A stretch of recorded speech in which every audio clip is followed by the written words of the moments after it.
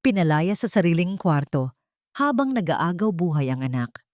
Ang mapanlait na tinig ng kalaguyo ng asawa niya ang bumalot sa makipot na pasilyo. Pabigat lang ang misis mo, Adriano. Tinalikuran ni Adriano ang nagmamakaawang asawa upang yakapin ang babaeng walang konsensya. Ngunit imbes na gumuho, mahigpit na kinuyom ni Ruth ang kanyang mga nanginginig na kamay. Ang sunod-sunurang misis ay namatay na sa sandaling iyon. Mula sa abo ng panlilinlang, isisilang ang isang inang handang pumatay ng reputasyon upang iligtas ang nag-iisang anak. Hanggang saan ang kayang isugal ng isang ina para sa tunay na kalayaan? Kabanata 1. Ang sampal ng katotohanan. Amoy sibuyas at mantika ang asawa mo, Adriano. Hindi ko maintindihan kung paano mo natiis na sipingan ng isang hamak na librarian na walang ibang alam kundi maging pabigat sa pamilya nyo. Naroon si Ruth Maria sa labas ng nakapinid na pinto ng opisina. Mahigpit niyang yakap sa kanyang dibdib ang lumang teddy bear ng 7 taong gulang na anak na si Serafina, habang ang kabilang kamay ay nanginginig na nakahawak sa isang lukot na papel. Isa itong abiso mula sa bangko na tinanggihan ang kanyang aplikasyon para sa pautang. Kailangan ng milyon-milyong piso para sa operasyon sa puso ng bata sa Singapore. Ngunit habang nag-aagaw buhay ang kanyang anak, sa isang malamig na kwarto ng ospital, narito ang kanyang asawa, nakikipagpalitan ng init sa ibang babae. Tila may mga matutulis na yelo na ibinaon sa lalamunan ni Ruth. Hindi siya makahinga at ang paningin niya ay lumabo dahil sa nagbabadyang mga luha, ngunit pinilit niyang manatiling nakatayo. Dahan-dahan niyang itinulak ang mabigat na pinto ng opisina. Bumulaga sa kanya ang nakakadiring tanawin. Si Dr. Lysandra Quinto, ang ambisyosang kasamahan ng kanyang asawa, ay nag-aayos ng gusot nitong blusa habang nakangiti ng nakakaloko. Si Adriano naman ay walang bakas ng gulat sa mukha. Malamig at seryoso ang kanyang mga mata habang kalmadong ibinabalik ang pagkakabutones ng kanyang mamahaling kamiseta. Wala siyang kaba at walang pagsisisi. Tila ba ang presensya ng kanyang asawa ay isang maliit at nakakainis na abala lamang sa kanyang araw. Sana kumatok ka muna bago ka pumasok, Ruth. Malamig na utos ni Adriano habang inaayos ang kanyang kwelyo. Pero dahil nandito ka na rin, tapusin na natin ito. Alam kong tinanggihan ng bangko ang loan mo. Wala kang pera, wala kang koneksyon, at mamamatay ang anak mo kung aasa ka lang sa sweldo mong barya-barya. Lumapit si Adriano sa kanyang lamesa at kumuha ng isang manipis na folder bago ito walang awang inilapag sa harapan ni Ruth. Babayaran ko ang buong operasyon ni Serafina sa Singapore, patuloy ng lalaki na may boses na tila nakikipagnegosyo sa isang estranghero. Pero kapalit niyan, pipirmahan mo ang kasunduang ito. Mananatili ka sa bahay, magiging masunurin at tahimik na asawa sa paningin ng lipunan, at hindi mo pakikialaman ang anumang ginagawa ko o bumo o ni Lysandra. Kapag gumawa ka ng eskandalo, ipapatigil ko ang pondo ng ospital. Naiintindihan mo ba? Bago pa man makasagot si Ruth, bumukas ang pinto at pumasok ang isang ginang na balot sa alahas at mamahaling pabango. Ito ay si Doña Evangelina, ang kinatatakutang ina ni Adriano. Ang mga mata nitong mapagmataas ay matalim na tumitig sa kawawang manugang. Isang malaking pagkakamali talaga na kumuha ng babaeng galing sa pamilya ng mga nagtitinda ng sirang libro. Mapait na wika ng Donya habang pinapagpag ang hindi nakikitang dumi sa kanyang palda. Napakarami mong utang na loob sa pamilyang ito, Ruth Maria. Kung hindi dahil kay Adriano, nabubulok ka pa rin sa estero ng Bulacan. Kaya magpasalamat ka na lang at kinukupkop pa rin namin kayo ng anak mong may depekto. Ibigay mo ang nararapat na paggalang. Lumapit ang Donya at inilahad ang kanyang kamay. Hinihintay na yumuko ang manugang upang magmano. Sa sandaling iyon, pakiramdam ni Ruth ay unti-unting pinipiga at dinudurog ang kanyang puso. Ang pagmamalaki at dignidad niya bilang isang babae ay tahasang tinatapakan at ginagawang basahan. Ngunit nang maisip niya ang maputlang mukha ni Serafina, ang pag-asa nitong mabuhay na nakadepende sa awa ng mga demonyong ito, kusang bumigay ang kanyang mga tuhod. Sa harap ng asawang nagtaksil, ng kabit nitong nakangisi, at ng biyenang walang awa, dahan-dahang yumuko si Ruth. Idinampi niya ang kanyang noo sa likod ng palad ng matanda. Kasabay ng paggalaw na yon ay ang pagpatak ng kanyang luha, nag-iwan ng isang basa at maitim na mantsa sa malamig na sahig. Kinuha niya ang pluma mula sa lamesa at mabigat ang loob na idiniin ang dulo nito sa papel upang pirmahan ang kontrata. Bawat guhit ng kanyang pirma ay tila pagsuko sa kanyang sariling kaluluwa dahil tinanggap niya ang kadena para lamang makahinga ang kanyang anak. Matapos ang tagpong iyon ay tahimik siyang lumabas ng opisina at naglakad pabalik sa ospital nang parang isang kaluluwang ligaw. Nang makarating siya sa labas ng intensive care unit, tila huminto ang pag-ikot ng kanyang mundo.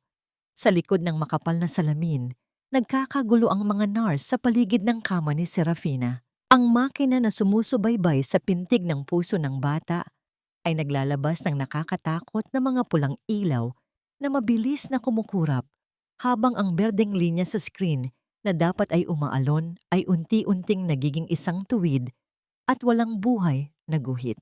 Napahawak si Ruth sa malamig na salamin habang nanlalabo ang lahat sa kanyang paligid. Ibinenta niya ang kanyang dignidad sa mga taong sumisira sa kanya. Ngunit sapat ba ito upang iligtas ang kaisa-isang dahilan kung bakit siya humihinga? Bagaman, nailigtas ng mga doktor ang marupok na buhay ni Serafina mula sa bingit ng kamatayan noong gabing iyon, ang presyo ng panibagong hininga ng bata ay ang tuluyang pagkabilanggo ng kanyang ina. Para kay Ruth, ang malawak at marangyang mansyon ng mga Lazaro ay hindi isang tahanan, kundi isang ginintuang hawla kung saan ang bawat sulok ay pinalamutian ng pagdurusa at tahimik na panlalait. Ito ang unang linggo matapos niyang pirmahan ang malupit na kasunduan, ang araw ng nakasanayang salo-salo ng pamilya. Sa loob ng maluwag na komedor na naiilawan ng mga naglalakihang aranya, tila isang estatwang walang kaluluwa si Ruth na nakatayo malapit sa hapag. Sa kabisera ng mahabang lamesa ay nakaupo ang matikas at mapagmataas na si Doña Evangelina. Sa kanang bahagi naman nito ay magkatabing inuubos ang masaganang handa ni na Adriano at Dr. Lysandra Quinto. Ang ginang na dapat sana ay asawa at ginagalang sa bahay na yon ay tinanggalan ng karapatang maupo. Si Lysandra ang umangkin sa pwesto ng may bahay. Formal na nagbabalat kayo bilang isang bisitang nagpunta upang pag-usapan di umano ang mga mahahalagang kasong medikal ng ospital. Isang matalim na tingin ang ipinukol ni Doña Evangelina kay Ruth habang hinihiwa nito ang mamahaling karne sa kanyang plato. Ano pang hinihintay mo riyan, Ruth? Ipaghain mo ng mainit na sabaw si Lysandra. She needs all the energy she can get. Siya ang nagbubuhat ng reputasyon ng anak ko sa ospital habang ikaw ay walang ibang ambag kundi ang pagiging pabigat. Kinagat ni Ruth ang loob ng kanyang pisngi hanggang sa malasahan niya ang pait ng sariling dugo. Ang bawat hakbang niya palapit sa hapag ay tila may nakatali na semento sa kanyang mga bakabakang paa. Kinuha niya ang porselanang mangkok at maingat na naglakad patungo kay Lysandra. Ang amoy ng matapang at mamahaling pabango ng kabit ng kanyang asawa ay sumuot sa ilong ni Ruth. Nagdudulot ng hapdi sa kanyang dibdib. Nang matapos niyang isalin ang sabaw, ni hindi man lang siya tinapunan ng tingin ni Adriano, na tila ba isa lamang siyang anino na walang halaga. Dahil sa paninikip ng kanyang lalamunan, mabilis na umurong si Ruth at nagtungo sa kusina upang itago ang nagbabadyang pag-apaw ng kanyang emosyon. Nang makapasok siya sa malamig na silid na yon, napakapit siya ng mahigpit sa gilid ng marmol na lababo. Nanginginig ang kanyang buong katawan habang pinipilit niyang bawiin ang kanyang paghinga. Sa gitna ng kanyang lihim na pagkadurog, isang mainit at magaspang na kamay Ang dahan-dahang dumapo sa kanyang nanginginig na balikat, nilingon niya ang pinanggalingan ng init at nakita ang nag-aalalang mga mata ni Manang Rosa, ang matandang tagapag-alaga na ilang dekada na ring naninilbihan sa pamilya Lazaro. May inabot na isang mainit at malambot na ensaymada ang matanda. Inilagay ito ng palihim sa palad ni Ruth. Ang mga mata ng matanda ay puno ng matinding awa at pangunawa. Isang tahimik na pakikiramay mula sa isang taong lubos na nakakakilala sa kalupitan ng pamilyang iyon. Ang simpleng paghaplos na iyon ng isang kapwa manggagawa ay sapat na upang bahagyang mapawi ang lamig sa puso ng isang inang inaalisan ng karapatan. Lumapit ang matanda sa tainga ni Ruth at nag-iwan ng isang mapanganib na babala gamit ang pinakamahinang tinig nito. Mag-ingat ka sa kanila, anak. Huwag kang magpapakita ng kahinaan. Naalala ko pa ang nangyari sa unang asawa ng kapatid ng Donya, na wala na lamang itong parang bula ng subukan nitong lumaban ng walang kalaban-laban. Hindi na nagawang usis sa ni Ruth ang hiwagang ibinunyag ng matanda dahil tinawag na muli ang kanyang pangalan mula sa komedor. Kailangan niyang maglingkod para sa alak na ipinagdiriwang ni na Adriano at Lysandra. Dala ang isang mamahaling bote ng pulang alak. Lumapit muli si Ruth sa mesa. Habang maingat niyang ibinubuhos ang mapulang likido sa kopitan ni Lysandra, biglang iniurong ng babae ang kanyang braso sa isang sinadyang galaw. Ang maitim na pulang alak ay umagos ng tuwiran sa puti at manipis na bestida ni Ruth. Mabilis na kumalat at nag-iwan ng isang malaking mantsa na tila sariwang dugo. Gumuhit ang isang mapang-asar na ngiti sa mga labi ni Lysandra kasabay ng pag-alon ng kanyang balikat. Sa tuwa, bago siya mabilis na nagtakip ng bibig upang magpanggap na nagulat. Oh my God, I am so sorry. Hindi ko sinasadya, Ruth, pero sa tingin ko ay mas bumagay sa iyo ang ganyang kulay. It somehow covers up that cheap provincial smell that you bring to this house.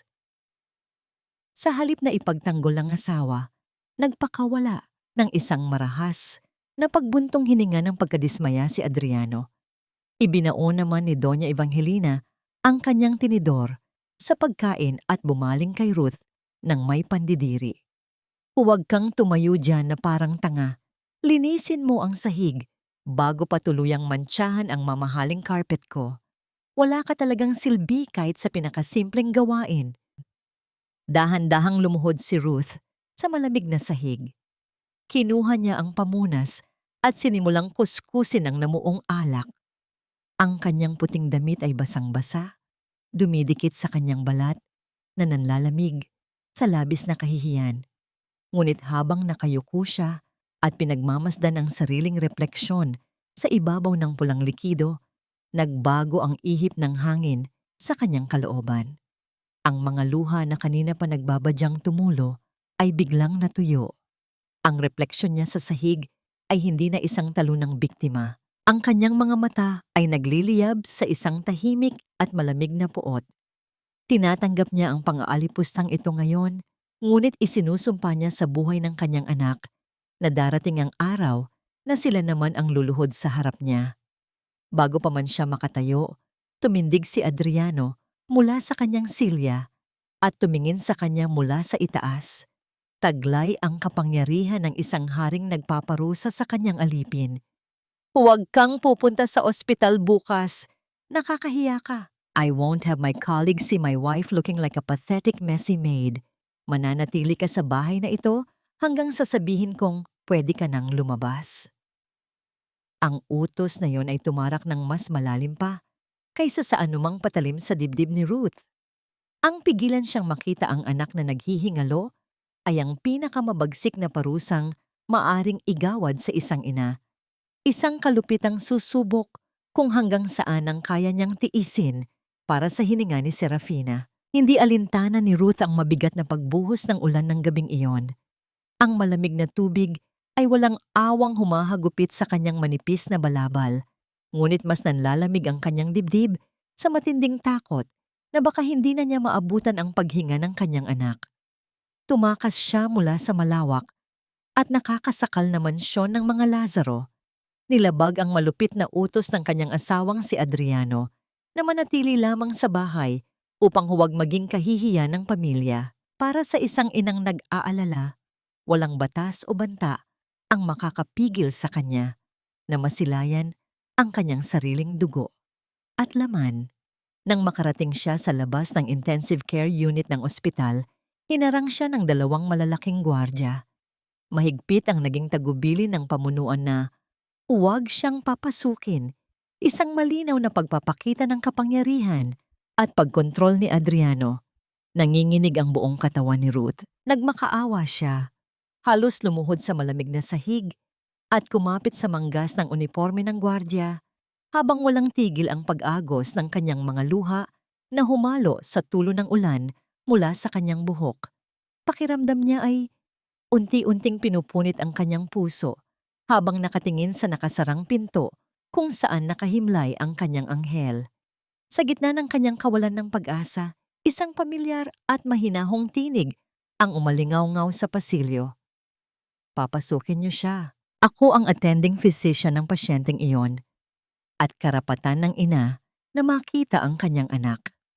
Lumingon ang mga gwardya at mabilis na nagbigay daan.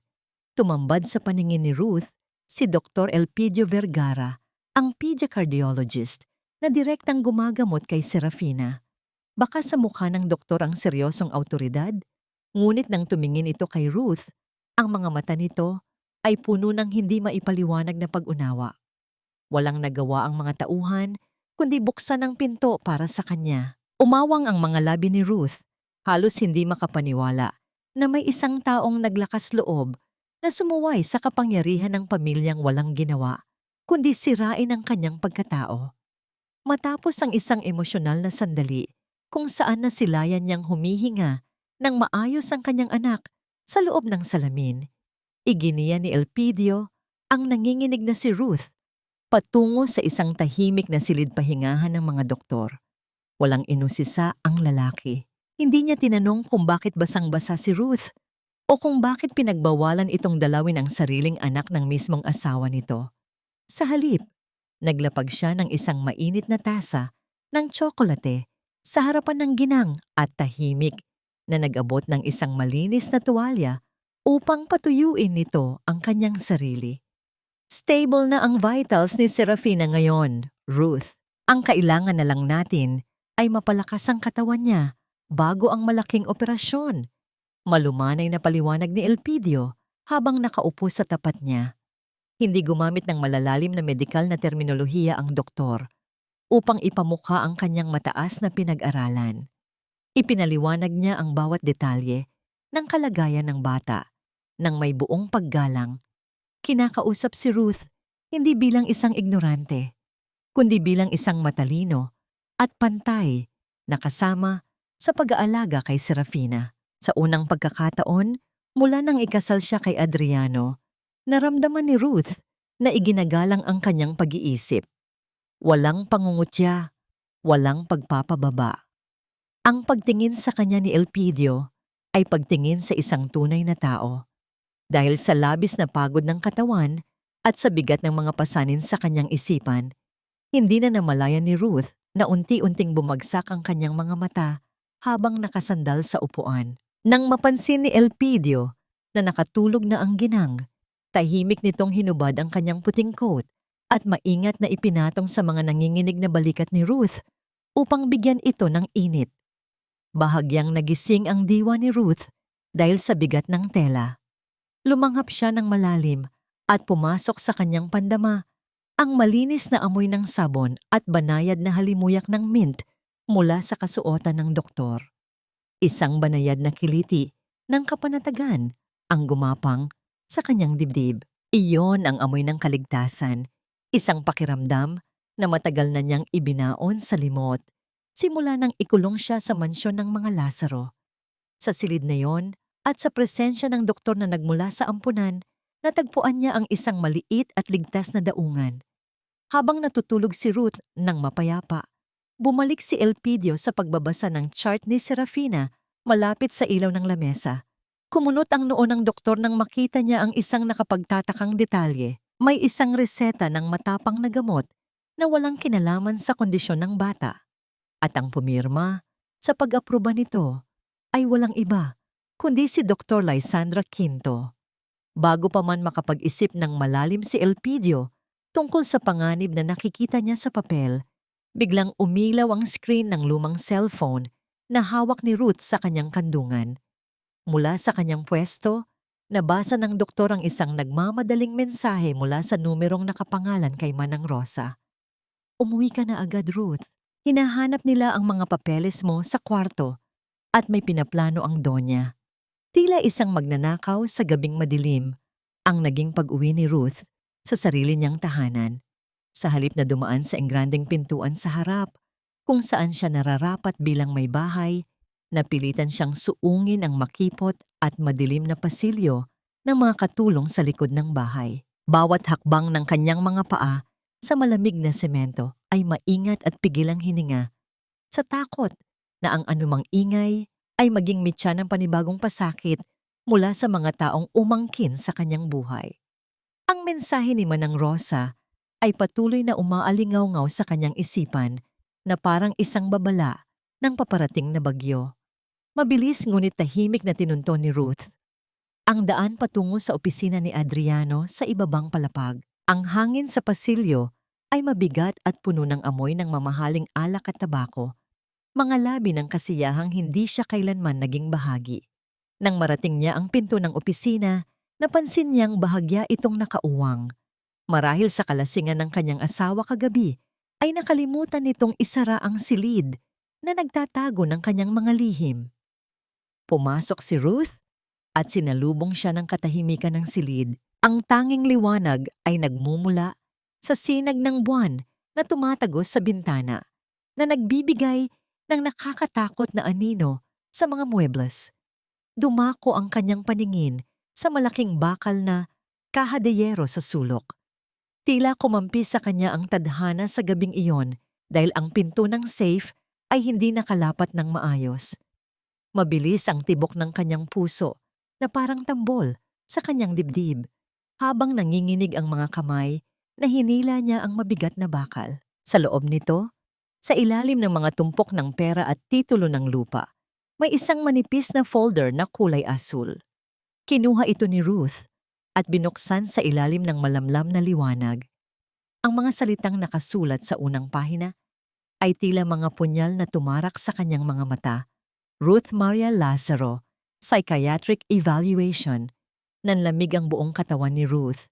Hindi siya makapaniwala sa kanyang binabasa. Isa itong detalyadong ulat medical na nagsasaad na siya ay dumaranas ng malalang schizophrenia at may kasaysayan ng marahas na pag-uugali sa kanyang anak. May mga pirma ng mga doktor na hindi naman niya kailanman nakausap. Nakasaad sa huling bahagi ng dokumento ang rekomendasyon na agad siyang ipasok sa mental institution pagkatapos ng operasyon ni Serafina, at ang permanenteng kustodya ng bata ay ililipat kay Adriano Lazaro at sa kanyang magiging bagong legal guardian. Napaupo si Ruth sa sahig habang nanginginig ang hawak na papel. Ito ang maitim na balangkas na inihanda para sa kanya. Hindi lang pala siya ginawang alipin. Planado na ang kanyang paglalaho. Gusto nilang palabasin na siya ay baliw upang malinis ang pangalan ni Adriano at makuha ni Lysandra ang posisyon bilang ina ni Serafina nang walang sagabal. Ang luhang namuo sa kanyang mga mata ay hindi luha ng kalungkutan, kundi luha ng matinding takot at poot. Kung kukunin nila si Serafina, papatay na rin nila si Ruth dahil ang bata ang tanging buhay niya. Sa gitna ng kanyang pagkabigla, narinig niya ang ritmikong tunog ng mga tsinelas na humahampas sa marmol na sahig sa labas ng pasilyo. Papalapit ng papalapit ang mga yabag. Mabilis na ibinalik ni Ruth ang folder sa loob ng safe, ngunit sa kanyang pagmamadali, hindi niya ito naisara ng tahimik. Umugong ang bakal ng bahagya, isang tunog na sapat na para marinig sa katahimikan ng gabi. Dali-daling sumiksik si Ruth sa ilalim ng malaking mesa na gawa sa kahoy na nara. Yakap niya ang kanyang mga tuhod, Pinipigilan ang kanyang paghinga habang pinapanood ang anino ng isang tao na pumasok sa silid. Ang laylayan ng pamilyar na sutlang bata de banyo ay sumayad sa sahig malapit sa kanyang pinagtataguan. Si Doña Evangelina. Tumigil ang Donya sa gitna ng silid, tila nakiramdam. Ang bawat segundo na lumilipas ay parang oras ng paghihirap. Hirap para kay Ruth. Gusto niyang sumigaw sa takot, ngunit alam niyang maaaring iyon ang katapusan niya. Upang pigilan ang hikbi na gustong kumawala sa kanyang lalamunan, mahigpit na pinisil ni Ruth ang likod ng kanyang palad. Pinilit niyang ituon ang sarili sa kirot na nararamdaman upang manatiling tahimik at malinaw ang kanyang isip. Ang sakit na yon ang naging sandigan niya upang hindi siya tuluyang mawalan ng lakas. Matapos ang tila walang hanggang sandali, muling umugong ang mga yabag ng Donya palayo sa silid. Marahil ay inakala nitong guni-guni lamang ang narinig na ingay. Nang masiguro ni Ruth na wala na ang matanda, dahan-dahan siyang gumapang palabas. Ang kanyang mga binti ay parang halaya sa panghihina, ngunit ang kanyang isipan ay puno ng desperasyon na makatakas. Mabilis siyang naglakad palabas ng opisina, tangay ang bigat ng katotohanang nalaman. Ang akala niya ay ligtas na siya nang makalabas siya sa pasilyo, ngunit sa kanyang pagliko sa dilim, bumangga siya sa isang figura na nakatayo sa may hagdanan. Amoy pa lang ng matapang na pabango ay alam na niya kung sino ito. Nakaabang doon si Dr. Lysandra Quinto, nakasandal sa barandilya habang hawak ang isang baso ng tubig. Ang kalahati ng mukha nito ay natatakpan ng anino, ngunit ang kanyang mga mata ay nagniningning sa malupit na kasiyahan. Alam ni Lysandra na wala dapat si Ruth sa bahaging iyon ng bahay sa ganoong oras. Unti-unting gumuhit ang isang ngiti sa mga labi ng doktora, isang ngiting nagpapahiwatig na nahuli na sa bitag ang daga.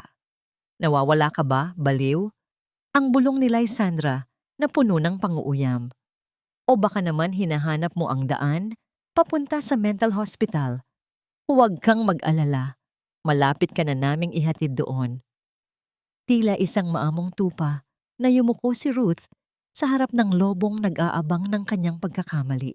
Alam niyang sa sandaling iyon, ang kanyang pagiging matapang ay magiging mitya lamang ng mas maagang kapahamakan.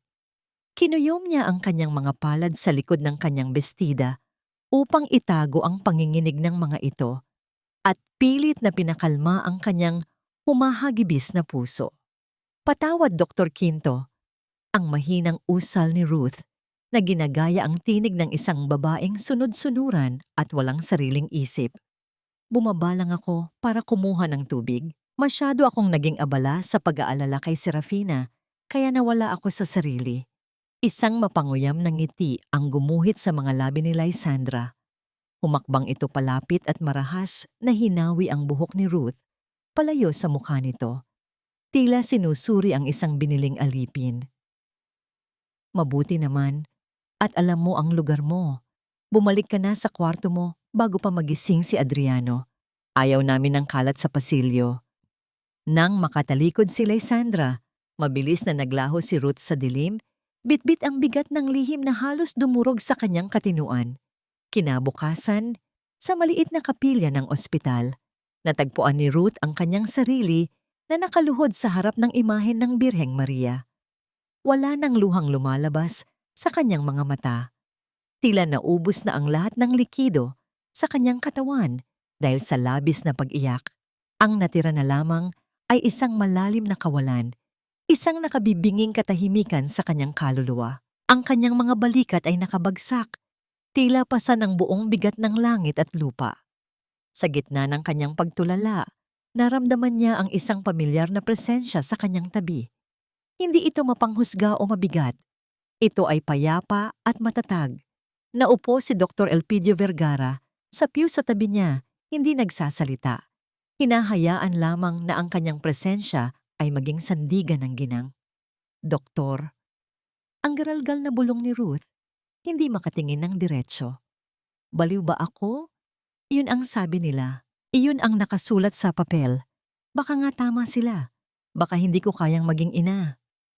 Sa halip na sumagot ng mga medikal na paliwanag, dahan-dahang inabot ni Elpidio ang nanginginig na kamay ni Ruth na nakapatong sa tuhod nito. Ang palad ng doktor ay mainit at magaspang. Tanda ng isang taong nagtrabaho at nagsikap. Hindi katulad ng makikinis, ngunit malalamig na kamay ni Adriano. Ang simpleng dampi ng balat sa balat ay nagpadaloy ng kuryente ng pag-asa sa nanlalamig na sistema ni Ruth. Ang isang baliw ay hindi magtatanong kung siya ay baliw, Ruth.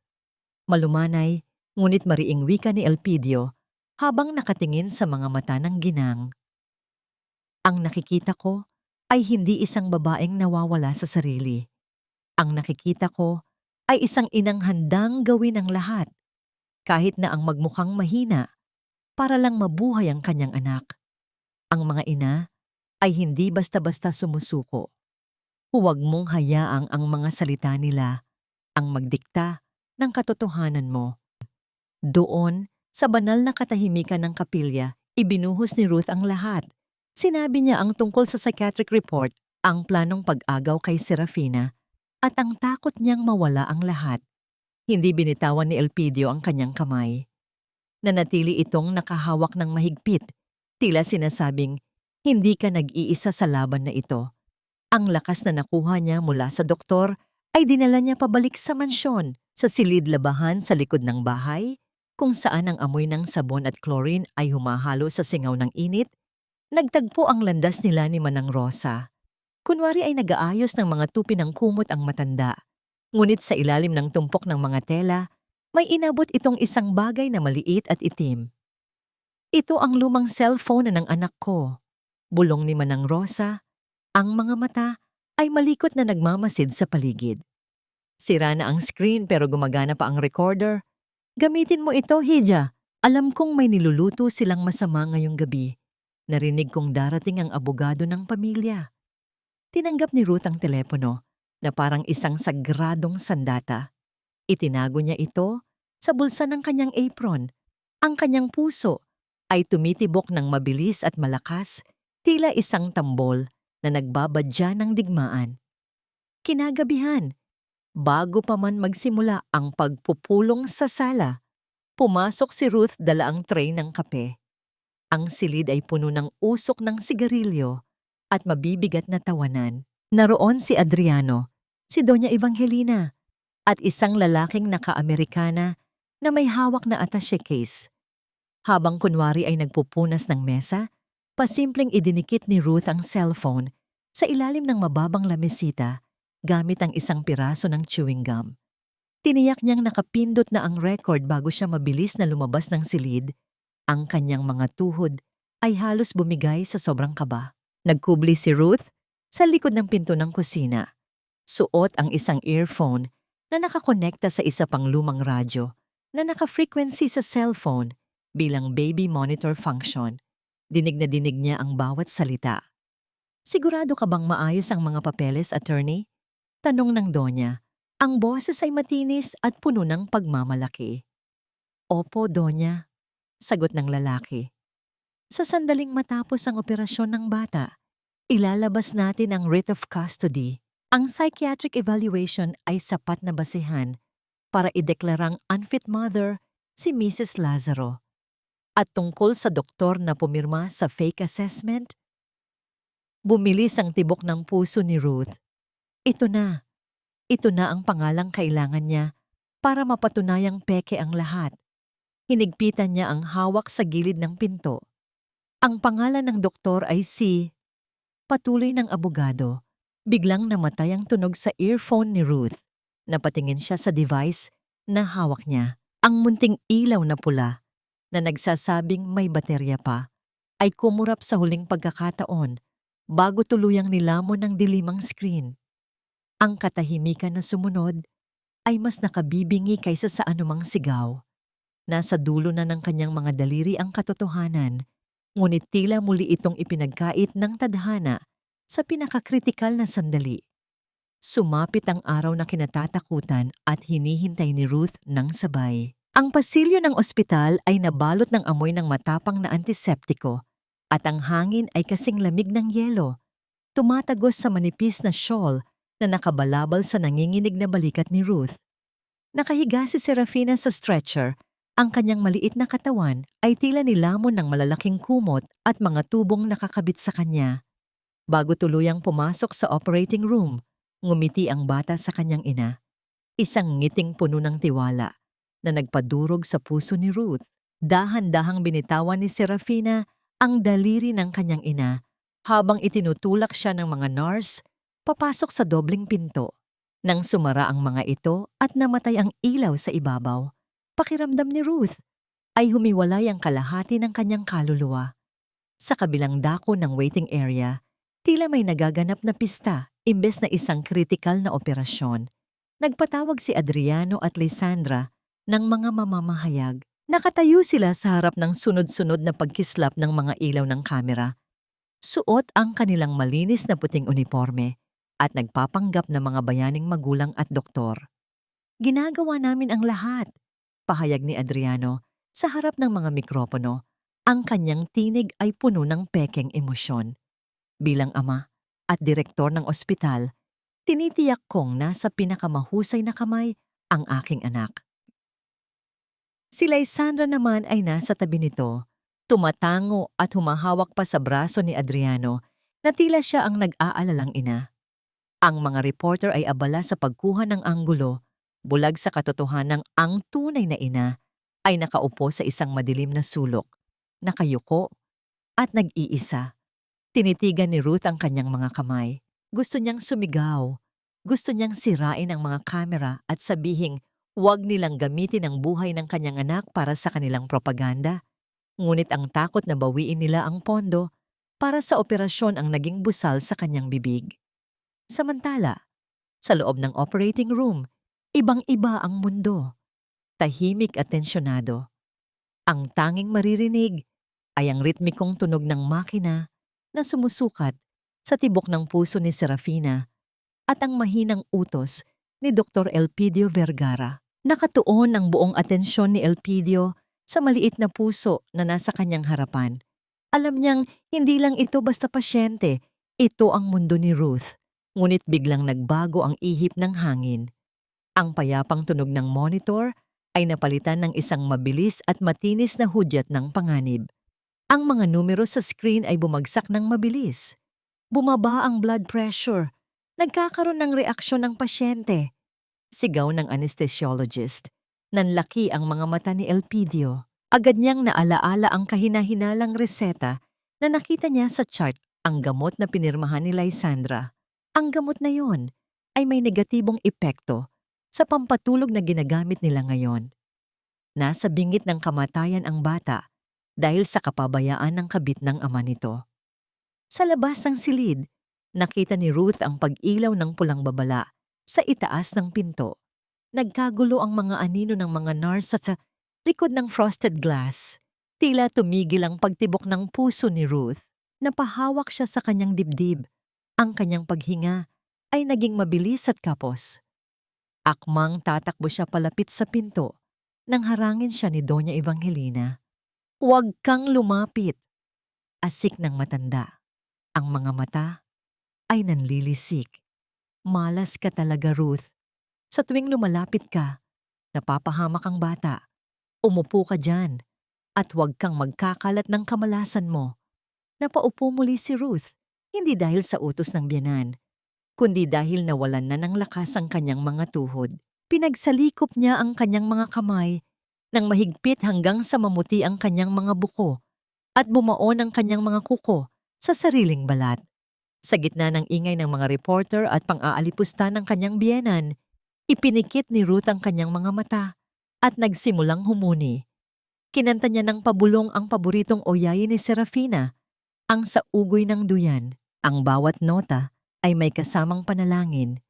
Ang bawat himig ay tila pisi na inihahagis niya sa kawalan upang hatakin pabalik ang kaluluwa ng kanyang anak. Sa loob ng OR, kinailangan ni Elpidio na gumawa ng isang desisyon.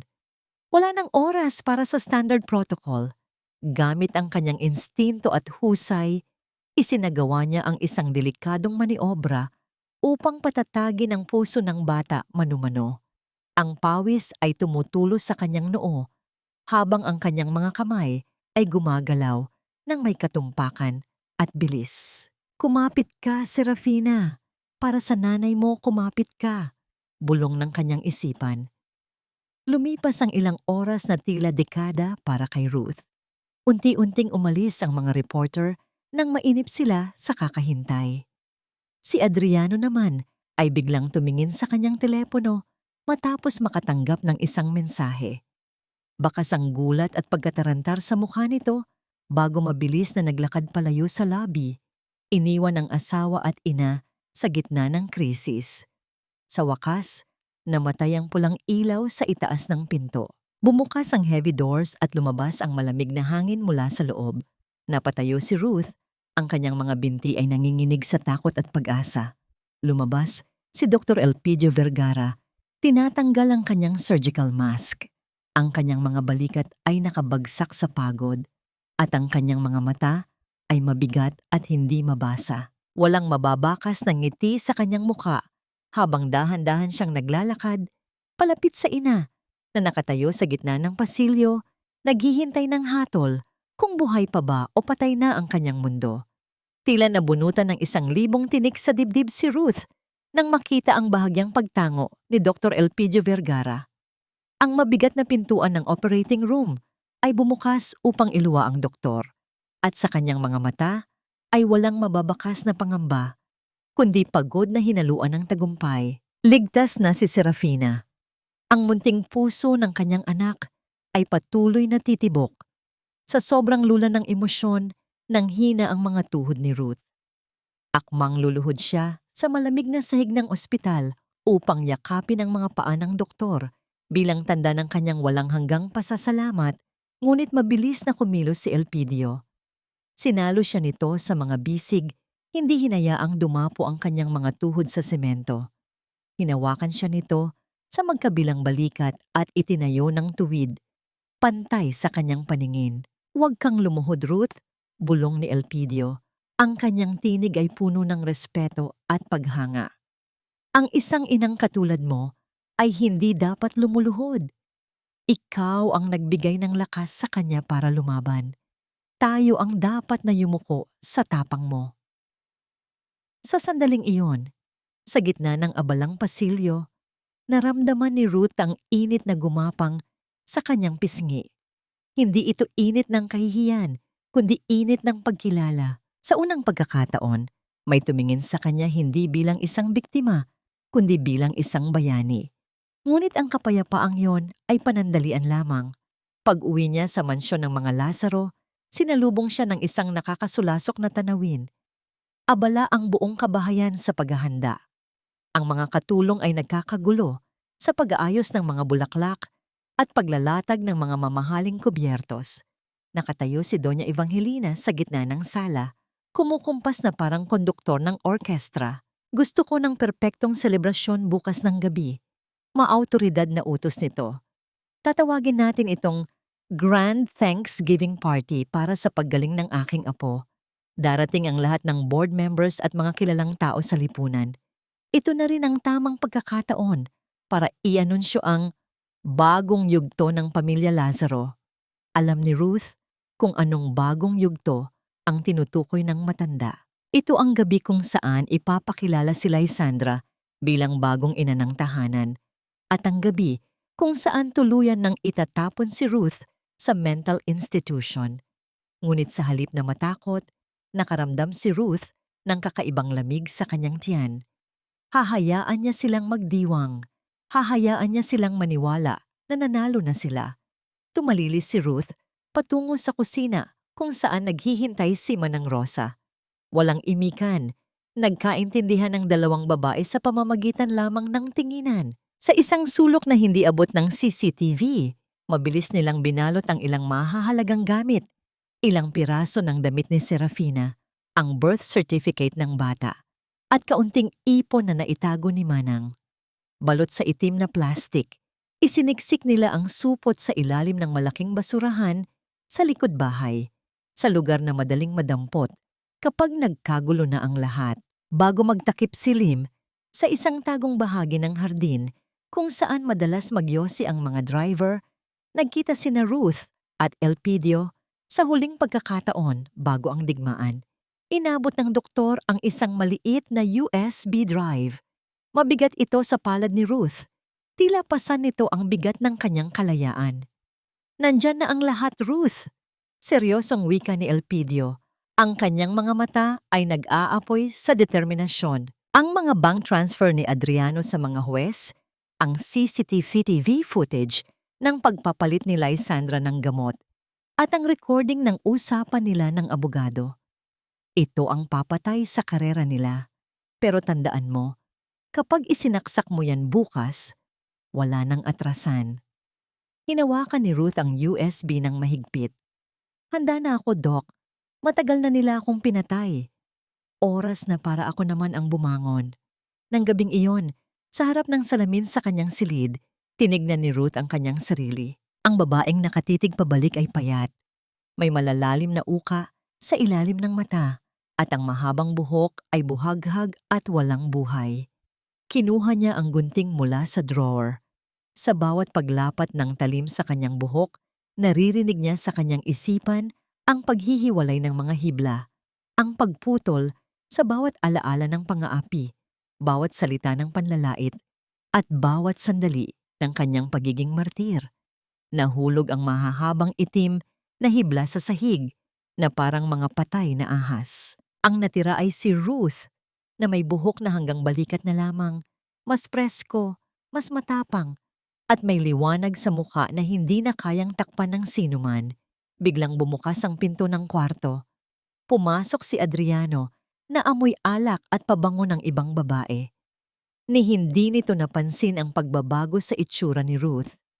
Para kay Adriano, si Ruth ay isa lamang kasangkapan, hindi isang taong dapat pagmasdan.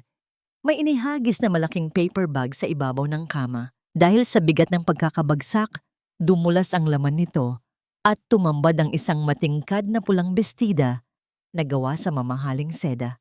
Tila isang mantsa ng sariwang dugo ang kulay nito laban sa puting sapin ng kama, nagniningning sa ilalim ng ilaw ng chandelier. Suotin mo yan bukas sa party, utos ni Adriano habang tinatanggal ang kanyang kurbata nang hindi man lang tumitingin sa mata ng asawa. Ang bawat galaw niya ay puno ng pagmamataas.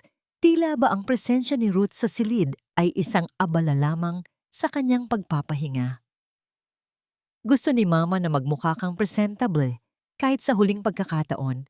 Ayaw naming mapahiya ang pamilya sa harap ng mga investors dahil lang sa itsura mong pangpalengke. Lumapit si Ruth sa kama at dahan-dahang hinaplos ang tela. Malamig at madulas ito sa kanyang mga daliri, katulad ng mga ahas na nakapaligid sa kanya sa mansyong yon. Hindi siya kumibo. Alam niyang ang pulang bestida na ito ay simbolo ng kanilang tagumpay, isang tropeyo na isusuot ng biktima bago ito katayin. Ngunit sa isip ni Ruth, nagbago ang kahulugan ng kulay na yon. Hindi ito kulay ng pagsuko, ito ay kulay ng digmaan. Lumapit si Adriano sa kanya. Ang amoy ng mamahaling alak at pamilyar na pabango ni Lysandra ay sumuot sa ilong ni Ruth. Hinawakan ng lalaki ang kanyang panga ng mahigpit. Pinipilit siyang tumingala upang salubungin ang malamig nitong tingin. Sulitin mo na ang pagiging Mrs. Lazaro mo. Bulong ni Adriano na may halong banta sa kanyang hininga. Magpakabait ka bukas.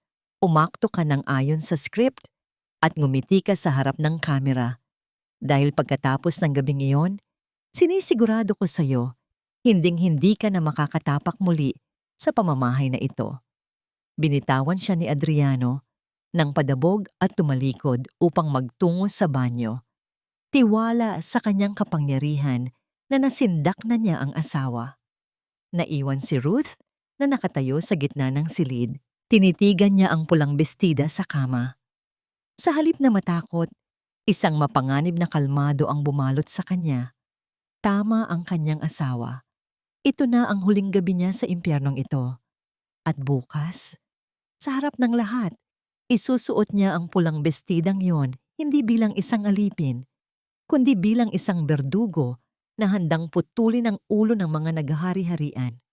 Ang mansyon ng mga Lazaro ay nagmistulang isang palasyo ng mga diwata sa gabing iyon. Ang bawat sulok ay pinalamutian ng mga sariwang orkidya at ang naglalakihang aranya sa kisame ay nagpapabaha ng ginintuang liwanag sa kabuuan ng malawak na bulwagan.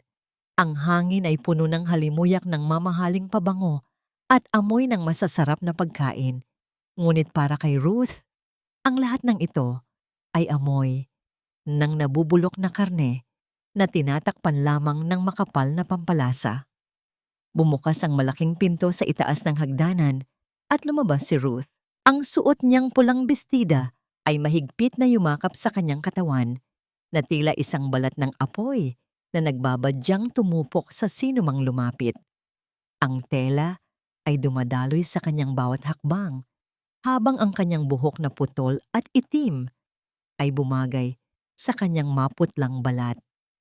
Wala siyang suot na alahas, maliban sa kanyang singsing pangkasal, isang bakal na kadenang malapit na niyang lagutin. Habang bumababa siya sa hagdan, naramdaman niya ang pagtahimik ng ilang bisita. Ang mga mata ni Adriano ay napako sa kanya. May halong gulat at pagnanasa, tila hindi nito makilala ang babaeng kanyang inalipusta. Sa tabi nito, si Lysandra ay napahigpit ang hawak sa kanyang kupita.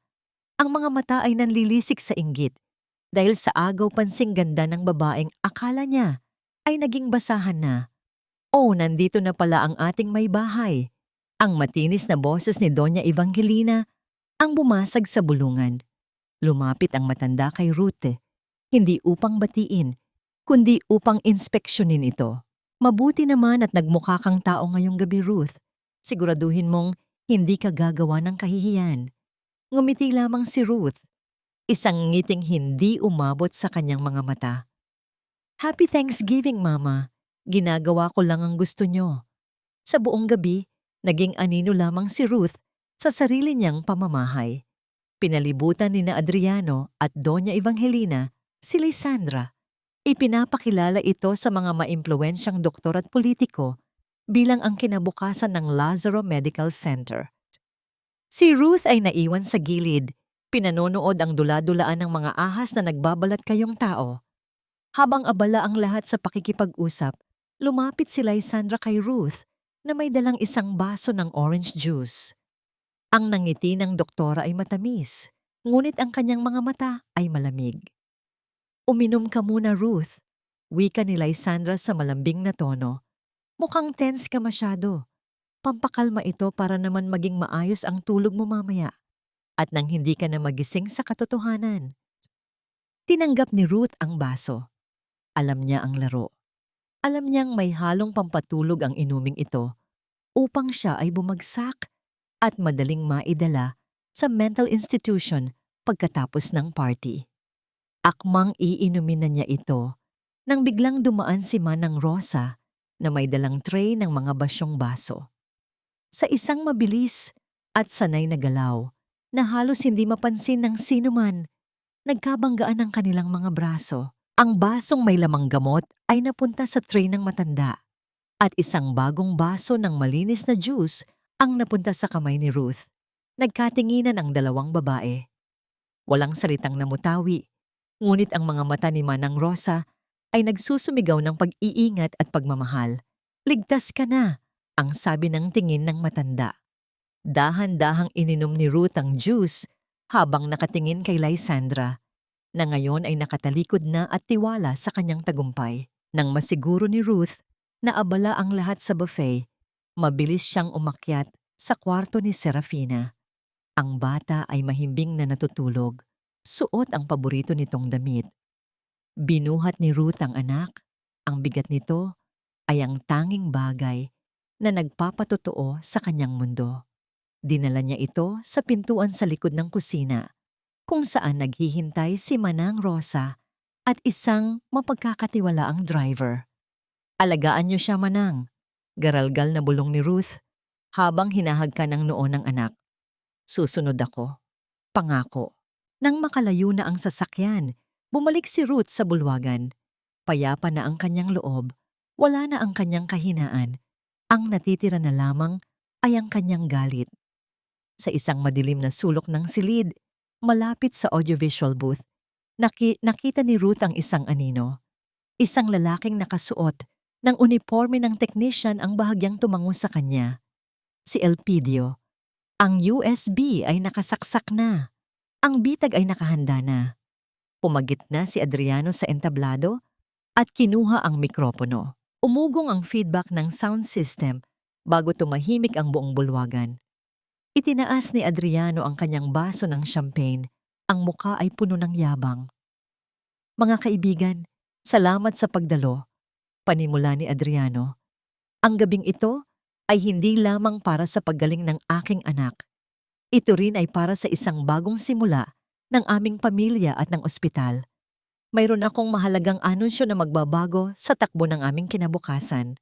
Tumingin si Adriano kay Lysandra at kumindat. Ito na ang sandali ng kanilang tagumpay. Ito na ang sandali na idedeklara nilang baliw si Ruth at ipakikilala ang bagong Mrs. Lazaro. Panoorin niyo ang video presentation na inihanda namin.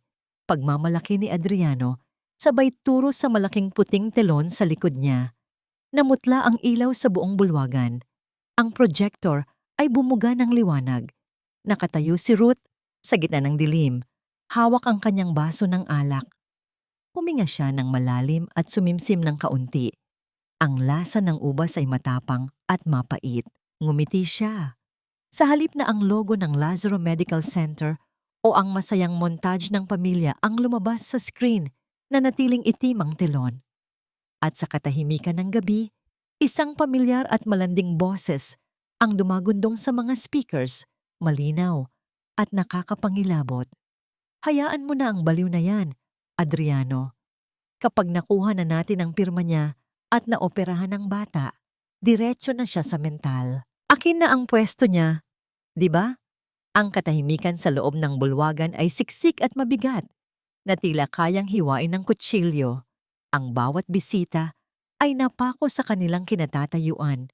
Ang mga baso ng champagne ay nanigas sa ere, at ang lahat ng mata ay nakatuon sa malaking puting telon sa entablado. Ang malandi at mapagmataas na boses ni Lysandra ay patuloy na dumadagundong mula sa mga speaker, hubad at walang awa. Sinisiwalat ang bawat hibla ng kanilang maitim na balak. Biglang umilaw ang telon. Ngunit sa halip na video ng pamilya, ang lumabas ay isang malabong kuha mula sa CCTV ng ospital. Mga anino ng dalawang katawan na nagtatalik sa loob ng opisina ni Adriano ang bumulaga sa lahat. Kasunod nito ay ang mga litrato ng mga text message na ipinapakita sa malaking screen, ang plano ng pekeng psychiatric evaluation, ang usapan tungkol sa pagkuha ng kustodya ni Serafina, at ang kasunduan nila ng abogado na itapon si Ruth sa mental hospital. Ang bawat salita ay isang dagok.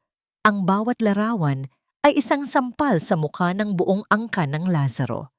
Isang kolektibong pagsinghap ang kumalat sa buong bulwagan, sinundan ng sunod-sunod na pagkislap ng mga ilaw ng kamera mula sa mga inimbitahang mamamahayag na ngayon ay nakahanap ng mas malaking istorya. Si Adriano ang unang natauhan.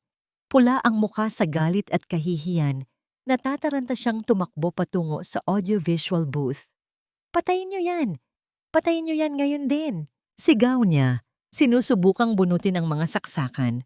Ngunit huli na ang lahat. Ang lason ay kumalat na. Isang matinis na tili ang kumawala sa lalamunan ni Lysandra. Tinakpan niya ang kanyang mukha, nanginginig sa takot habang nakikita ang pagbagsak ng kanyang kinabukasan sa harap ng kanyang mga mata. Hindi totoo yan. Gawa-gawa lang yan ng baliw na yan. Sigaw niya, itinuturo ang nakatayong si Ruth. Ang matatalim na mata ni Doña Evangelina ay nag-aapoy sa puot. Para sa kanya, ang krimen ay hindi ang pagtataksil ng kanyang anak, kundi ang kahihiyang idinulot ng pagbubunyag dito. Sa isang mabilis na kilos, sumugod ang matanda palapit kay Ruth. Ang kamay ay nakaamba sa ere, handang dumapo sa pisngi ng manugang na sumira sa perpektong imahe ng kanilang pamilya. Ngunit bago pa man dumampi ang palad nito, mabilis pa sa kidlat na itinaas ni Ruth ang kanyang kamay at sinalo ang palad ng matanda sa ere. Mahigpit niyang hinawakan ang pulsuhan ni Doña Evangelina, hindi sa paraang marahas, kundi sa paraang matatag at hindi na kayang matinag. Nagulat ang Donya. Ang babaeng dati ay yumuyuko at umiiyak sa bawat sigaw niya ay ngayon nakatitig sa kanya ng diretso. Ang mga mata ay malamig at walang bakas ng takot. Bumitaw si Ruth at humakbang patungo sa entablado. Kinuha niya ang mikropono mula sa natutulalang si Adriano. Muling tumahimik ang bulwagan, ang kanyang tinig. Nang magsimula siyang magsalita, ay hindi nanginginig. Ito ay kalmado, malinaw, at tumatagos sa buto. Magandang gabi sa inyong lahat, panimula ni Ruth. Ako si Ruth Maria Calderon Lazaro. Hindi ako baliw. Isa akong ina. Ang nakita ninyo sa screen ay hindi kasinungalingan. Ito ang kabayaran. Sa bawat gabi na umiyak ako ng tahimik habang ang asawa ko ay nasa kama ng ibang babae. Ito ang kabayaran sa bawat pang-aalipusta na tiniis ko mula sa aking biyenan na mas mahal pa ang reputasyon kaysa sa kaligayahan ng sarili niyang apo. At ito ang hustisya para sa anak ko na ginamit nila para sa kanilang kasakiman. Sa gitna ng kanyang pagsasalita, biglang bumukas ang mga pangunahing pinto ng mansyon. Isang grupo ng mga pulis na nakauniforme ang pumasok ng may opisyal na awtoridad, dala ang isang warrant of arrest. 2 pulis ang lumapit kay Adriano na ngayon ay napaluhod na sa sahig, talunan at walang magawa. Hindi na kinaya ni Doña Evangelina ang sunod-sunod na dagok. Namutla ang matanda, napahawak sa kanyang dibdib, at bumagsak sa marmol na sahig na walang malay. Ngunit sa pagkakataong ito, walang sino man sa mga sosyal na bisita ang lumapit upang tulungan siya. Lahat sila ay umiiwas, takot na madamay sa iskandalong sumabog na parang bulkan. Dahan-dahang lumakad si Ruth pababa ng entablado. Nilampasan niya si Lysandra na humahagulgol sa isang sulok at tumigil sa harap ng kanyang asawa na pinuposas na ng mga pulis. Sa harap ng lahat, hinubad ni Ruth ang kanyang singsing pangkasal. Hindi niya ito ibinato sa sahig. Tinitigan niya si Adriano sa mata at sa isang mabilis na galaw, inihagis ang singsing na tumama sa dibdib ng lalaki bago ito gumulong sa sahig at huminto sa ibabaw ng basag na baso at natapong pulang ang alak. Tumalikod si Ruth at nagsimulang maglakad patungo sa malaking pinto. Bawat hakbang niya palayo sa gulo ay isang hakbang palapit sa kanyang kalayaan. Nang buksan niya ang pinto, sinalubong siya ng malamig na hangin at ng biglang pagbuhos ng ulan. Ang langit ay tila umiiyak para sa kanya. Hinuhugasan ang lahat ng dumi ng nakaraan. Sa gitna ng dilim at unos, isang anino ang naghihintay sa kanya sa labas. Nakatayo roon si Elpidio. Hawak ang isang malaking itim na payong, handang salubungin siya at isilong mula sa bagyo. Ang umagang sumunod sa unos ay tahimik at kulay abo. Ang hangin ay malinis, hinugasan ng buong magdamag na ulan, ngunit ang bigat sa hangin ay nananatili. Sa loob ng isang masikip at maliit na kwarto sa presinto ng pulisya, ang amoy ng kalawang, lumang papel, at mapait na kape ay nanunuot sa bawat sulok. Ang malakas na ugong ng bentilador sa kisame ang tanging bumabasag sa katahimikan. Doon sila nagkaharap sa huling pagkakataon. Si Adriano, na nakaupo sa isang bakal na upuan, ay hindi na ang makisig at makapangyarihang doktor na kilala ng lahat. Ang kanyang mamahaling tuksido mula sa party kagabi ay gusot at may mantsa ng alak. Ang kanyang buhok ay magulo at may tumutubong balbas sa kanyang panga. Ang kanyang mga mata, na dati puno ng pagmamataas, ay ngayon ay basag at puno ng pagsusumamo. Sa kabilang dako, si Lysandra ay nasa ibang silid, abala sa pagbibigay ng kanyang testimonya. Paulit-ulit na itinatanggi ang kanyang kinalaman at isinisisi ang lahat kay Adriano. Nakatayo si Ruth sa harap ng rehas Suot ang isang simpleng blusa at pantalon. Payapa ang kanyang mukha. Wala nang bakas ng luha o galit. Sa kanyang katahimikan, mas lalo siyang naging makapangyarihan. Ruth, patawarin mo ako. Basag ang boses ni Adriano. Ang mga salita ay tila hirap kumawala sa kanyang lalamunan. Nagkamali ako. Isang malaking pagkakamali. Pero ikaw ang mahal ko. Pakiusap, bigyan mo ako ng isa pang pagkakataon. Itatama ko ang lahat. For Serafina, for our family. Hindi kumibo si Ruth. Hinayaan niyang magsalita ang lalaki. Hinayaan niyang ilabas nito ang lahat ng kasinungalingan at mga pangakong matagal nang nawalan ng halaga. Tinitigan niya ang lalaking minsan niyang pinangarap na makasama habang buhay. Ngunit ang nakita niya ngayon ay tila isang estranghero, isang taong nagbago at napalayo na sa babaeng minsan niyang minahal. Nang matapos magsalita si Adriano, dahan-dahang lumapit si Ruth. Hindi siya tumungo sa rehas, kundi sa maliit na mesa kung saan nakalatag ang mga papeles para sa annulment. Kinuha niya ang pluma. Ang mahinang tunog ng ballpen sa papel ang naging tahimik na sagot niya sa lahat ng sinabi ng lalaki. Pagkatapos niyang pumirma, tumingin siya kay Adriano, hindi na may puot, kundi may halong awa. Pinapatawad kita, Adriano. Mahinang wika ni Ruth. Ang kanyang boses ay matatag at walang bahid ng pag-aalinlangan. Hindi dahil sa karapat-dapat ka at lalong hindi para sa iyo. Pinapatawad kita para sa sarili ko, para tuluyan ng gumaling ang puso ko at makalaya sa lahat ng sakit na idinulot mo. Ngunit sa pagpapatawad na ito, isinasara ko na rin ang pinto. Huwag na huwag ka nang lalapit sa amin ni Serafina kailanman. Tumalikod si Ruth at hindi na lumingon pa.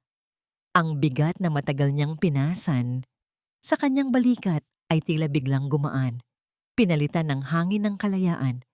Sa labas ng presinto, ang sinag ng umaga ay nagsisimula ng tumagos sa mga ulap. Naghihintay sa kanya si Manang Rosa, kasama si Serafina na masayang kumakain ng ice cream. Sa isang sulok, nakasandal sa kanyang sasakyan si Elpidio, naghihintay ng may paggalang at pasensya. Tumungo sila sa estasyon ng bus. Ang ingay ng mga nagtitinda at ang amoy ng usok mula sa mga sasakyan ay ibang-iba sa artipisyal na katahimikan ng mansyon. Dito, sa gitna ng ordinaryong tao, naramdaman ni Ruth na siya ay tunay na buhay. Tinulungan ni Elpidio si Ruth na isakay ang kanilang mga bagahe. Ang kanilang mga kamay ay sandaling nagdikit, isang dampi na puno ng mga salitang hindi kailangang bigkasin. Walang pangako, walang pagmamadali. Ang naroon lamang ay isang tahimik na pangunawa na ang paghilom ay isang mahabang paglalakbay. Nang makaupo na sina Ruth at Serafina sa loob ng bus, sumilip si Ruth sa bintana. Nakatayo pa rin si Elpidio sa labas, nakangiti. Isang ngangiting nagsasabing, magiging maayos ang lahat. Dahan-dahang umandar ang bus palayo sa magulo at maruming syudad ng Maynila. Habang papalayo sila, unti-unting lumiliit sa paningin ni Ruth ang mga nagtataasang gusali na naging saksi sa kanyang pagdurusa. Pinanood niya ang mga ito hanggang sa maging maliliit na tuldok na lamang sa abot tanaw. Hawak ang kamay ng kanyang anak, ipinikit ni Ruth ang kanyang mga mata at huminga ng malalim. Ang bus ay tumatahak ngayon sa daan paakyat sa mga kabundukan ng Baguio, patungo sa malamig na hangin, sa amoy ng mga puno ng pino at sa isang bagong umaga na wala ng tanikala. 1 taon na ang lumipas. Ang mabigat at maruming hangin ng Maynila ay napalitan ng malinis at malamig na simoy ng kabundukan ng Baguio. Dito, sa isang maliit na bayan na napapaligiran ng mga puno ng pino, sa isang lumang bahay na kahoy na pininturahan ng puti at asul, itinayo ni Ruth ang kanyang bagong mundo. Hindi ito isang mansyon. Ito ay isang munting community library. Isang kanlungan na puno ng mga libro, makukulay na guhit at higit sa lahat, ng masayang halakhak ng mga bata.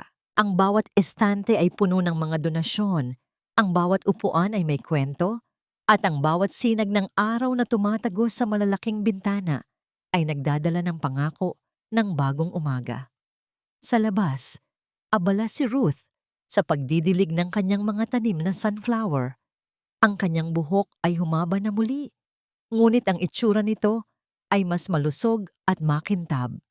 Ang kanyang mga pisngi ay may kulay na muli, at ang kanyang mga mata ay nagniningning sa kapayapaan. Sa di kalayuan, sa isang maliit na duyan, naglalaro si Serafina. Ang bata ay maliksi, malusog, at ang kanyang paghinga ay malalim at walang hirap. Ang peklat sa kanyang dibdib ay isang paalala hindi ng sakit, kundi ng katapangan at pag-ibig. Isang mahinang pag-ugoy ng mga wind chime sa pinto ang pumukaw sa kanilang atensyon. Isang figura ng lalaki ang lumitaw mula sa tarangkahan. Nakatayo roon si Dr. Elpidio Vergara. Suot ang isang simpleng polo shirt at maong. Ang kanyang mga mata ay kumikinang sa ilalim ng araw. Hindi siya nagdala ng mga mamahaling rosas. Sa halip, sa kanyang kamay ay may isang maliit na bungkos ng mga sariwang bulaklak ng daisy at cosmos na tila pinitas lamang mula sa parang. "Good morning, Ruth. Magandang araw, Serafina." Bati ni Elpidio. Ang kanyang ngiti ay kasing init ng araw ng umaga. Nagpaalam siyang lumipat sa isang maliit na ospital sa probinsya ilang buwan na ang nakalipas upang masubukan ang mas simpleng buhay. Ngunit alam ni Ruth ang tunay na dahilan. Tito Elpidio. Masayang bati ni Serafina, sabay takbo upang yumakap sa binti ng doktor. Pumasok sila sa loob ng library kung saan naghahalo ang amoy ng lumang papel at sariwang pine wood. Tinulungan ni Elpidio si Ruth na ayusin ang mga bagong dating na donasyong libro. Magkatabi silang nagtatrabaho sa isang komportableng katahimikan. Ang kanilang mga galaw ay tila isang sayaw na matagal na nilang pinraktis. Habang inaabot ni Ruth ang isang makapal na libro, aksidenteng nagdikit ang kanilang mga kamay sa ibabaw ng pahina. Isang marahang kuryente ang gumapang sa braso ni Ruth. Nagtama ang kanilang mga mata. Isang maikling sandali na puno ng pag-aalinlangan, pag-asa, at isang damdaming matagal na nilang itinatago. Mabilis na binawi ni Ruth ang kanyang kamay. Ang kanyang pisngi ay bahagyang namula. Habang naglalagay ng label si Ruth sa mga libro, isang matulis na gilid ng papel ang humiwa sa kanyang daliri. Isang maliit, ngunit makulit na patak ng dugo ang lumabas mula sa sugat. Bago pa man siya makahanap ng band-aid, nasa tabi na niya si Elpidio. Dahan-dahan niyang kinuha ang kamay ni Ruth. Mula sa kanyang bulsa, kumuha siya ng isang maliit na band-aid na may disenyo ng cartoon. Maingat niyang nilinis ang sugat gamit ang panyo at dahan-dahang idinikit ang band-aid na parang naglalagay ng isang hiyas. Pagkatapos, sa isang kilos na nagpatigil sa paghinga ni Ruth, marahan niyang itinaas ang kamay nito at idinampi ang kanyang mga labi sa ibabaw ng band-aid. Isang halik na mas magaan pa sa simoy ng hangin, ngunit mas mabigat ang kahulugan kaysa sa anumang salita. Nang magtakip silim, naupo silang dalawa sa beranda.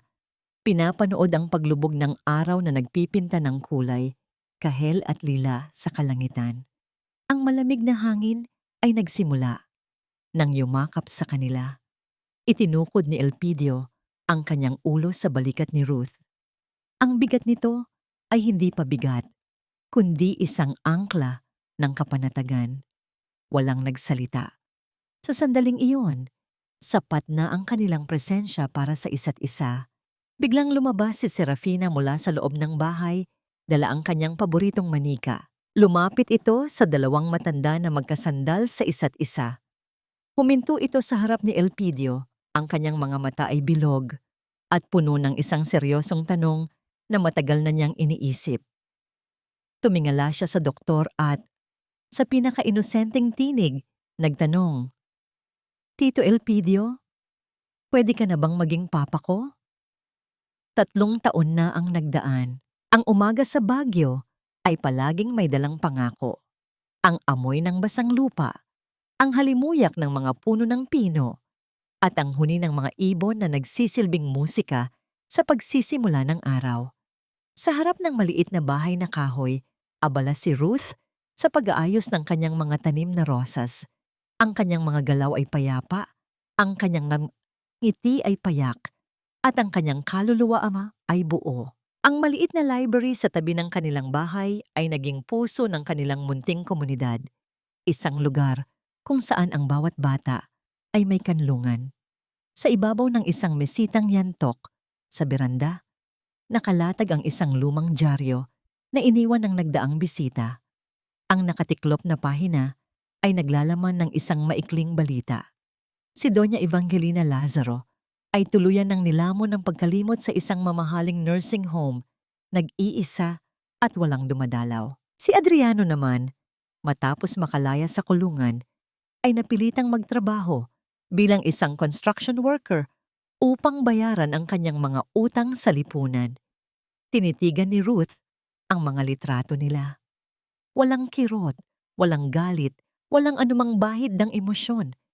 Dahan-dahan niyang itinupi ang dyaryo at ipinatong sa ilalim ng paso. Hindi na niya sila kaaway, hindi na sila bahagi ng kanyang mundo. Ang pagpapatawad pala ay hindi isang malaking desisyon. Isa itong tahimik na pagtanggap na ang nakaraan ay tapos na. Mula sa kanyang likuran, naramdaman ni Ruth ang isang mainit at maliit na yakap.